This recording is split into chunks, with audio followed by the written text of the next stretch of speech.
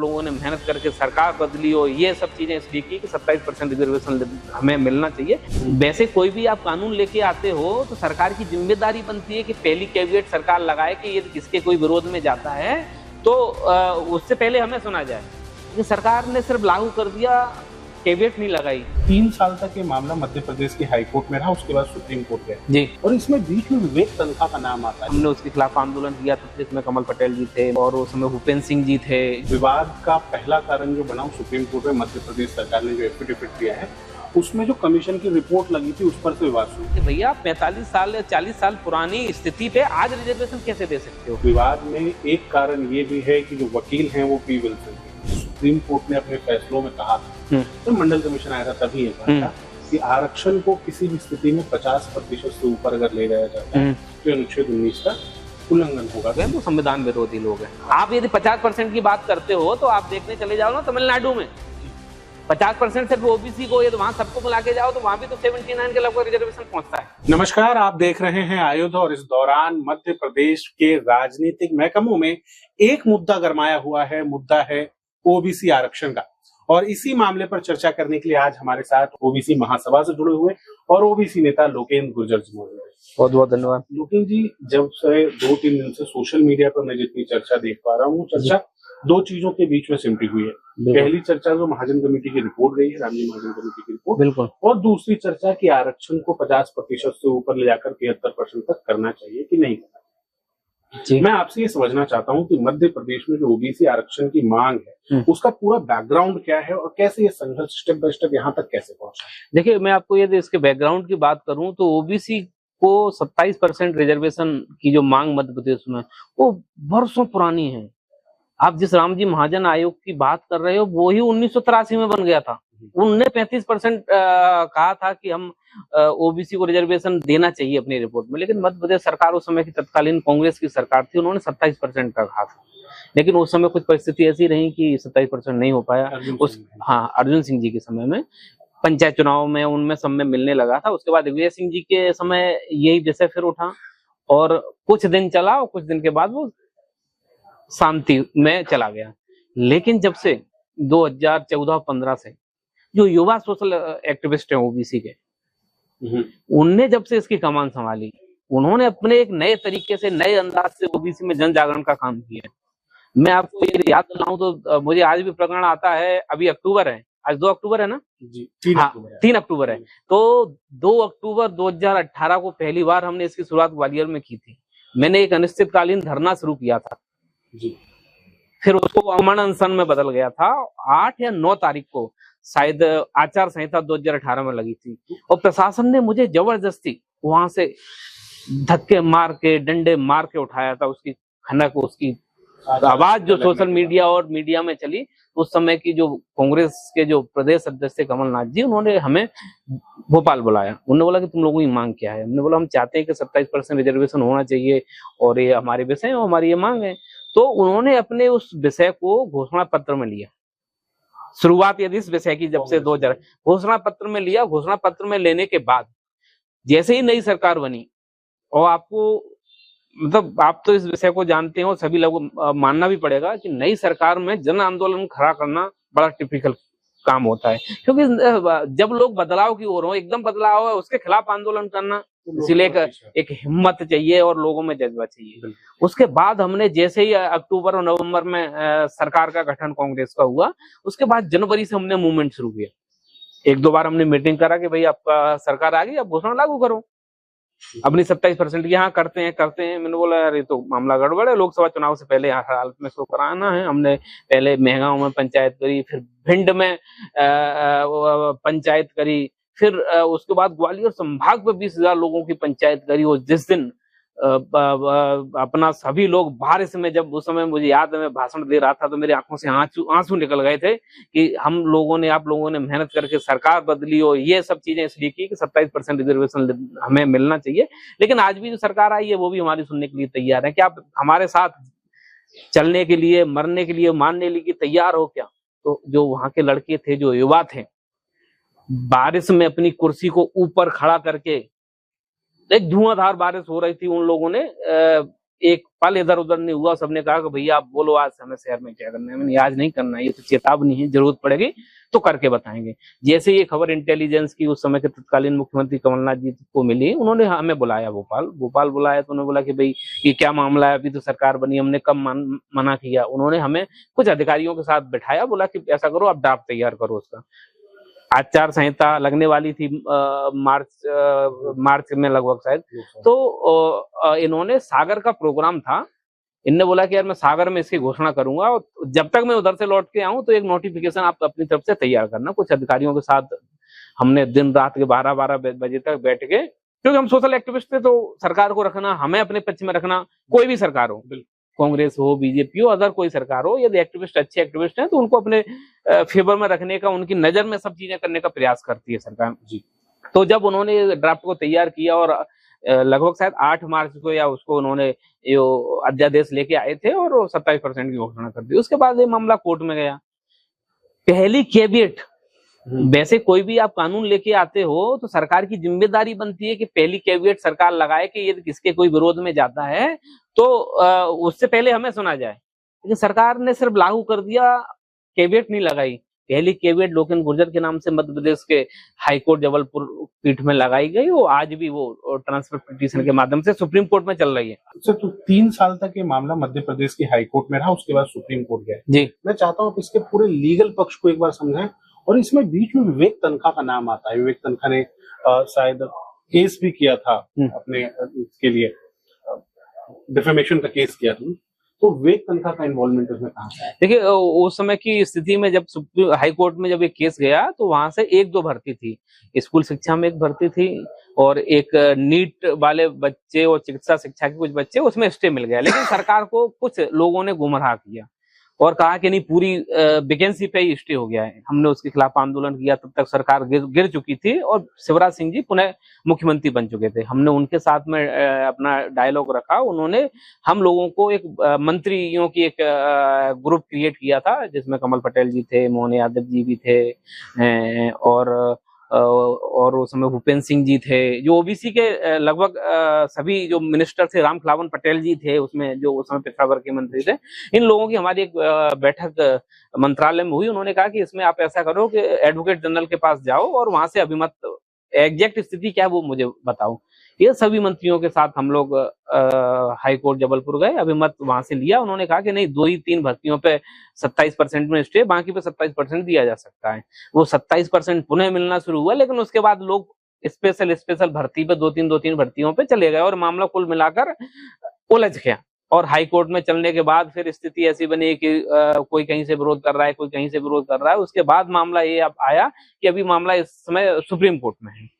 तो कुल मिलाकर जो ओबीसी के जो 27% रिजर्वेशन की लड़ाई है वो बरसों से लेके और आज तक अभी भी चल रही है। और 8 जो आने वाली तारीख है, 8 अक्टूबर से अगली हियरिंग, जो कंटिन्यू हियरिंग सुप्रीम कोर्ट में होनी है, देखते हैं उसमें क्या वैसे निकल के आते हैं। हमें लगता है कि हम उसको जीत के लेके आएंगे। सुप्रीम कोर्ट में विवाद का पहला कारण जो बना, सुप्रीम कोर्ट में मध्य प्रदेश सरकार ने जो एफिडेविट दिया है उसमें जो कमीशन की रिपोर्ट लगी थी उस पर से विवाद शुरू हुआ। इसको मैं समझ, क्योंकि आप लीगली इन्वॉल्व हैं, आप लगातार सुनवाई को देखें, उस रिपोर्ट को उसमें लगाना क्या नेसेसरी था या फिर कुछ गलती हुई है इसमें? तो राम जी, हाँ, महाजन आयोग 1983 में उस समय की तत्कालीन कांग्रेस सरकार अर्जुन सिंह जी के द्वारा बनाया गया था। वो ओबीसी के हक अधिकार के लिए एक कमेटी बनाई गई थी, उन्हें पेश रिपोर्ट करी गई थी। तो भाई उस रिपोर्ट में, उसमें सिर्फ अकेला राम जी महाजन नहीं है, उसमें मंडल कमीशन आयोग भी लगा हुआ है, उसमें काका कालेकर आयोग की भी रिपोर्ट लगी हुई है, उसमें अभी जो 2023 में जो अभी जो पेशावर कल्याण आयोग बना था, जो गौरीशंकर बिसेन जी उसके अध्यक्ष थे, बिसेन आयोग भी उसको आप बोल सकते हो, उनकी भी रिपोर्ट उसमें लगी हुई है। तो जो रिपोर्ट जो लगाई गई है वो इसलिए नहीं लगाई गई है कि रामजी महाजन के आयोग के आधार पे हमें फैसला मिले। जैसा कि मैंने अभी सोशल मीडिया पे देखा कि लोग कह रहे हैं कि नहीं, रामजी महाजन आयोग की रिपोर्ट है, वो तो आज से लगभग 40-45 साल पुरानी है, तो उससे कुछ नहीं होने जाना। अरे भैया, हाई कोर्ट में उसको निरस्त नहीं किया था। हाई कोर्ट ने जब ये सरकार ने जब ये रिपोर्ट वहां पे पेश करी थी तो हाई कोर्ट ने कहा था कि भैया 45 साल या 40 साल पुरानी स्थिति पे आज रिजर्वेशन कैसे दे सकते हो? वो हो सकता है उसके बाद ओबीसी अच्छा परफॉर्म कर रहा हो, उसको रिजर्वेशन 27% की आवश्यकता ना हो, या हो सकता है उससे ज्यादा ओबीसी को रिजर्वेशन की आवश्यकता हो, तो आपकी डेट में जो क्वांटिफाइड डाटा है, मध्य प्रदेश में ओबीसी की जनसंख्या कितनी है, मध्य प्रदेश में ओबीसी के पढ़े लिखे बेरोजगार कितने हैं, और मध्य प्रदेश में ओबीसी के लोग नौकरी में कितने हैं, ये आप आंकड़ा प्रस्तुत करिए। तो उसको लेकर पिछड़ा वर्ग कल्याण आयोग बना हुआ था। तो मैं आपको बता रहा हूँ, जो रिपोर्ट लगी है वो सिर्फ ये बताने के लिए लगी हुई है कि जो ओबीसी की स्थिति काका कालेकर आयोग जब बना था वो स्थिति थी, वही स्थिति ओबीसी की जब रामजी महाजन आयोग बना वही स्थिति सेम के सेम थी, और वही जब मंडल कमीशन भी बना तब भी स्थिति सेम की सेम थी, और वही स्थिति ओबीसी की आज भी जब पिछड़ा वर्ग कल्याण आयोग मध्य प्रदेश में बना तो सेम की सेम थी। मतलब ओबीसी में कोई भी बदलाव नहीं आया है। उन्हें आवश्यकता है ओबीसी के 27% रिजर्वेशन की। तो ये प्रूफ करने के लिए लगाया गया है कि आप इतनी रिपोर्टों को अध्ययन करिए। इस बिंदु पे आऊंगा ओबीसी की आवश्यकता, मगर उससे पहले मैं एक चीज जानना चाहता हूँ कि जो इस मामले को लेकर के सुप्रीम कोर्ट में हमारे जो वकील तय हुए हैं, उनको तय करने में सरकार की कितनी भूमिका है, ओबीसी महासभा की?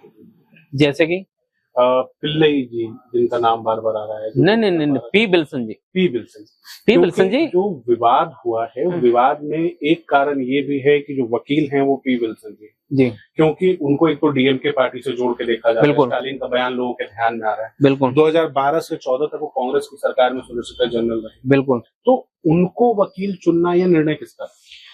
देखिए, मैं आपको बताता हूँ कि ओबीसी महासभा की meeting advocate general Madhya Pradesh प्रधान सिंह जी के साथ हुई। हमारे लोगों को ऐसा कहना रहता था कि सरकार उसको पक्ष नहीं रखती है अपने से, उन्होंने हमसे कहा। फिर उसके बाद मुख्यमंत्री जी ने भी हमको सीएम हाउस में बुलाया। मैं सीएम हाउस में गया, हमारे लोग भी सब लोग साथ में गए, तो उन्होंने हमसे पूछा कि भाई आपको ऐसा लगता है कि सरकार हमारा पक्ष नहीं रख रही है, तो आप अपने कोई वकील बता दो, हम उनका नाम सजेस्ट करेंगे और सरकार की तरफ से वो लोग केस लड़ेंगे। यानी पी विल्सन जी को तय करने में ओबीसी महासभा बिल्कुल, क्योंकि उसके पीछे रीजन है, क्योंकि जब हमारी विचारधारा या ओबीसी रिजर्व, आपको मालूम है पी विल्सन जी के बारे में, पी विल्सन जी की ही बदौलत तमिलनाडु में ओबीसी को 50% रिजर्वेशन है, मात्र 50% सिर्फ ओबीसी को है जी। तो क्या हमें ऐसे वकील की आवश्यकता नहीं है? पार्टी अलग विषय, हम पार्टी पे हम ये तो नहीं कह रहे कि आप डीएम की विचारधारा पे चले जाइए, या हम डीएम की के जो सांसद हैं पी विल्सन जी, वो तो वकील है ना। ऐसे तो आप कहो तो अखिलेश यादव जी ने अपनी समाजवादी की तरफ से जो हमारे कपिल सिब्बल जी को खड़ा किया हुआ है। कांग्रेस ने अब से शामिल हुए कपिल सिब्बल। हाँ, उनने अपनी तरफ से खड़ा किया हुआ है। ये हियरिंग में वो खड़े होंगे, उन्होंने नाम दिया हुआ है। कांग्रेस ने अभिषेक मनु सिंघवी को भी खड़ा किया हुआ है। तो भाई सब लोग ओबीसी के फेवर में हैं, तो डीएम के कोई विरोध में थोड़े ही है। ओबीसी जो है वो कोई एक स्टैटिक नहीं, ओबीसी जो है वो डेफिनेशन लगातार चेंज होते हैं। बिल्कुल। 2023 में भी कुछ 200 जातियों को ओबीसी में शामिल किया गया। नहीं किया गया, नहीं। मैं अपने रिसर्च के दौरान देख रहा था, 2023 में भी सरकार ने संसद में ये कहा है कि 2015 से 18 के बीच में उन्होंने 170 से ज्यादा जातियों को, 200 कुछ जातियों को नहीं, उपजाति, हाँ उपजाति, बिल्कुल, उपजातियों को, हाँ। जैसे मध्य प्रदेश में आंदोलन भी चला बिल्कुल, तो जातीय समूह ये आंदोलन कर रहे थे कि उनको ओबीसी में शामिल किया। बिल्कुल। लगातार जब मंडल कमीशन की रिपोर्ट आई थी तो 3000 कुछ जातियां जो थी वो ओबीसी में आती थी जी, 3747 जातियां। आज वो संख्या बढ़ के 4500 5000 के आसपास तक नजदीक तक पहुंच गई। नहीं, अभी इतनी नहीं पहुंची है डाटा में। हाँ जी, संख्या, हाँ, उपजातियों को मिला के देखो तो फिर तो बहुत ज्यादा हो जाता है वो। ऐसे में अगर ओबीसी को आरक्षण बढ़ता है 27% तक हो जाता है, क्या आपको लगता है कि मध्य प्रदेश में और जो जातियां उपजातियां वो भी आंदोलन करेंगे ताकि उनको भी ओबीसी में शामिल किया, ताकि वो भी बेनिफिट्स ले सके? नहीं, ऐसा नहीं है भाई, जो ऐसी जाति बची कहाँ है? जो एसटी की जो सभी जातियां उसमें सम्मिलित हैं। ओबीसी की कुछ उपजातियां जैसे उपनाम वाले गुर्जरों में भी उपनाम होते हैं, यादवों में भी उपनाम होते हैं, मीनाओं में भी कोई मीना लिखता है, कोई मारण लिखता है। तो मीना जो वर्ड था वो ओबीसी में शामिल थे, जो मारण थे वो नहीं थे। बहुत सारी ऐसी भी स्थितियां हैं। तो उन्होंने ऐसा कोई जाति नहीं है कि जो अभी की स्थिति में ऐसा हो कि जो हमें ओबीसी में सम्मिलित किया जाए। जो ओबीसी में अभी मध्य प्रदेश की स्थिति वही है कि जो पहले से सम्मिलित है उन्हीं को लाभ मिलेगा। बड़ा हिस्सा है सोशल मीडिया का जो इस आरक्षण का विरोध ये करके कह रहा है कि सुप्रीम कोर्ट ने अपने फैसलों में कहा था, तो मंडल कमीशन आया था तभी ये कहा था कि आरक्षण को किसी भी स्थिति में 50% से ऊपर अगर ले जाया जाता है तो अनुच्छेद 19 का उल्लंघन होगा, समानता के अधिकार पर। बिल्कुल, जो आपने कहा कि सोशल मीडिया पे कुछ ऐसे भी लोग हैं वो संविधान विरोधी लोग हैं। यदि उनको 50% की वो सीलिंग याद आती है तो जो 10% ईडब्ल्यूएस आए वो कहाँ से आए, वो भी तो 50 के ऊपर जा रहा है, उसपे वो लोग बात क्यों नहीं करते? सुप्रीम कोर्ट का ही फैसला था कि ईडब्ल्यूएस क्योंकि जातीय आधारित आरक्षण नहीं है, आर्थिक आधार पर, इसलिए इसको 50%। वो तो फिर आपने संविधान को तोड़ ही दिया। संविधान में कहीं आर्थिक आधार का रिजर्वेशन का जिक्र ही नहीं है। आप उसको संविधान के आर्टिकल 15(4) को, 16(4) को और 340 को देखो, उसमें दिया ही जाति के आधार पर। भाई आज के पुराने जमाने में जब भी डिस्क्रिमिनेशन होता था या भेदभाव होता था वो जाति के आधार पर होता था या आर्थिक आधार पर होता था। तो रिजर्वेशन जाति के आधार पर होना चाहिए, आर्थिक आधार पर होना चाहिए। तो ये विषय एक लंबा विषय है। तो ये जो 50% की जो आप बात कर रहे हो कि 50% की सीलिंग टूटना नहीं चाहिए, तो जो तथाकथित जो अपने आप को अपने को एक लोग कहते हैं कि हमें वो, मैं उनको संविधान विरोधी कहता हूं, उन्हीं को 10% का लाभ देने के चक्कर में वो नियम तो टूट चुका जी। अच्छा, और आपको उदाहरण बता रहा हूँ। फिर ये तो हो गया उस वाली बात को, उन्हीं की भाषा में उनको जवाब देने का तरीका हो। लेकिन प्रैक्टिकल में बात बताता हूँ, जो इंदिरा साहनी जजमेंट की वो बात करते हैं, उसमें पैरा क्रमांक 94 में उसमें इन्होंने लिखा है, सुप्रीम कोर्ट ने ये कहा था कि ओबीसी का, सरकार ये सब तय करे कि ओबीसी का रिजर्वेशन 50% से ज्यादा नहीं होना चाहिए। मतलब एक होता है स्ट्रिक्ट कि नहीं होना चाहिए, और एक होता है कि कोशिश करें नहीं होना चाहिए। बाकी यदि सरकार चाहे, उन्हें ऐसी स्थिति लगती है कि वहां पे कुछ लोगों को रिजर्वेशन दिया जा सकता है, तो जनसंख्या के अनुपात में, या उन्हें जैसा लगता है कि उस हिसाब से उनकी स्थिति है, उसका पूरा वो डेटा तैयार करें, उनकी स्थिति पूरी तैयार करें कि उनको इसकी रिजर्वेशन की आवश्यकता क्यों है, और स्टेट गवर्नमेंट उसके लिए फुली ऑथोराइज्ड है, वो कर सकती है, उसमें हमारा कोई वो नहीं रहेगा। तो उस वाले का वो जिक्र क्यों नहीं करते हैं? आप यदि 50% की बात करते हो तो आप देखने चले जाओ ना तमिलनाडु में 50% सिर्फ ओबीसी को, ये तो वहां सबको मिला के जाओ तो वहां भी तो 79 के लगभग रिजर्वेशन पहुंचता है। तो मध्य प्रदेश, तो सिर्फ मध्य प्रदेश अकेले में क्यों नहीं है? बाकी सब जगह ओबीसी को 27% है। तो अभी जो केस की जो डायरी सुप्रीम कोर्ट में गई है, जिसको लेकर के सुप्रीम कोर्ट ने पहले कुछ गुस्सा भी दिखाया था, कोई अच्छे से पक्ष नहीं रख रहा है। बिल्कुल, दोनों पक्ष नहीं रख पा रहे। 8 तारीख के बाद जो हियरिंग शुरू होगी, जो डेली हियरिंग, उसमें आप ओबीसी महासभा की स्थिति को, मध्य प्रदेश सरकार की स्थिति, क्योंकि मध्य प्रदेश में सरकार विपक्ष दोनों इसके समर्थन, बिल्कुल, कैसे देखते हैं आप? देखिए, मेरा तो ये मानना है कि मैं सभी दलों से पुनः आज से मैं कोशिश करूंगा या कल से मैं बात करूंगा, चाहे सत्ता पक्ष हो विपक्ष हो, सब यदि ओबीसी को 27% रिजर्वेशन देने के लिए प्रतिबद्ध हैं तो सब अपने वकीलों के साथ 8 तारीख को सुप्रीम कोर्ट कूच करते हैं। हमारे वकील भी रहेंगे, आपके वकील भी रहेंगे, और 27% जीत के आएंगे। क्योंकि सच में ओबीसी का क्वांटिफाइड डेटा देखो आप, चाहे रामजी महाजन आयोग देखो, चाहे मंडल कमीशन आयोग देखो, चाहे काका कालेकर आयोग देखो, चाहे अभी वर्तमान की पिछड़ा वर्ग कल्याण आयोग की रिपोर्ट देखो, वो सब इस चीज के लिए मतलब वो कहती हैं कि ओबीसी को सच में मध्य प्रदेश को में 27% रिजर्वेशन की आवश्यकता है। और जो लोग कहते हैं, जैसे कि कल मैं बहुत सारी सोशल मीडिया पे देख रहा था, लोग कह रहे थे कि मोहन यादव राम विरोधी, हिंदू विरोधी, यानी क्या क्या बहुत सारी चीजें कर रहे हैं। तो मैं उनको बताना चाहता हूँ कि वो जो एक नैरेटिव पेश किया जा रहा है, वही लोग अखिलेश यादव को जातिवादी कहते हैं, वही लोग लालू प्रसाद यादव को जातिवादी कहते हैं, वही लोग तेजस्वी यादव को फिलस्वी यादव कहते हैं, वही लोग मध्य प्रदेश के जो राष्ट्रवादी नेता हैं और मध्य प्रदेश के मुखिया हैं मोहन यादव जी, उनको भी जातिवादी कहते हैं। तो मुझे ऐसा लगता है कि उनसे ज्यादा तो जो लोग ऐसा नैरेटिव फैला रहे हैं वो लोग ज्यादा जातिवादी समझ में आ रहे हैं। क्या ओबीसी हिंदू नहीं है? बिल्कुल। यदि ओबीसी हिंदू है तो 27% ओबीसी का विकास क्या हिंदुओं का विकास नहीं होगा क्या? फिर आप कैसे कह सकते हो? मतलब जब कहीं मुसलमानों से लट चलाना हो तो बोला आओ गुर्जर यादव आप लोग आ जाओ और ओबीसी वो हिंदू बन के लड़ो, लेकिन जब ओबीसी के हक अधिकार की बात आए तो आप ओबीसी हो, आप हिंदू नहीं हो। ओबीसी में जो जातियां शामिल हैं उनमें से 20 जातियां मुसलमानों की हैं। बिल्कुल है, वो तो पुरानी चली आ रही हैं।